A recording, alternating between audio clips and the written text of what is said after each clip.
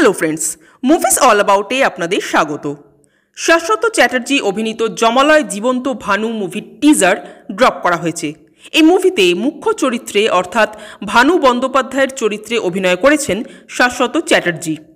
এবার যদি বলি যে টিজারটা লাগলো কেমন, তো ভালো খারাপ কোনো কিছুই বলা যাবে না টিজারটাকে, কারণ 38 সেকেন্ডের খুব শর্ট একটা টিজার, যা থেকে ভালো খারাপ কোনো কিছুই বোঝার উপায় নেই।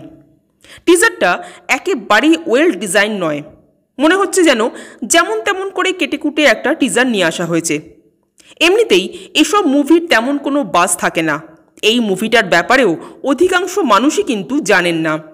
যারা জানেন, যারা টিজারটা দেখেছেন, তারাও যে খুব ইন্টারেস্টেড হবেন মুভিটা দেখার জন্য তা একেবারেই নয়, বরং সেটাই হওয়া উচিত ছিল। টিজারটা এমনভাবে বানানো উচিত ছিল যে টিজার দেখে মানুষ খুব উৎসাহের সাথে আরও 5টা মানুষকে জানাবে, বাট সেটা একেবারেই হয়নি।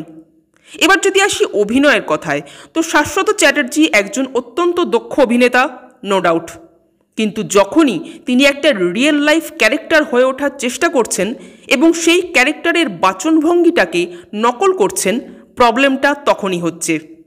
কিছুদিন আগে তিনি উত্তম কুমারের চরিত্রে অভিনয় করলেন, যা একেবারে ঘেটে ঘ হয়েছিল।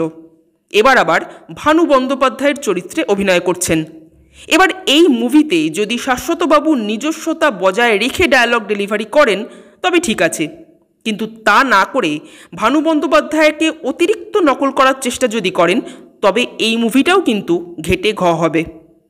কারণ টিজারে যে একটা ডায়লগ দেখলাম, যেটা ভানু বন্দ্যোপাধ্যায়ের আইকনিক ডায়লগ বলা যায়, মাসিমা মালপোয়া খামু, এই ডায়লগটা কিন্তু শাশ্বতবাবুর মুখে মোটেও ভালো লাগলো না, এতটুকুও হাসি পেল না। সো ডায়লগ ডেলিভারির ক্ষেত্রে একটা চাপ রয়েছে। কিন্তু যদিও এই শর্ট একটা টিজার দেখে এত কিছু বলা যায় না, তার জন্য মুভিটা দেখতেই হবে।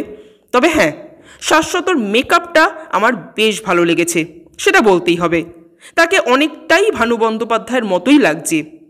তো এখানে শাশ্বত লুকটা ছাড়া আর কোনো কিছুই তেমন ভালো লাগলো না।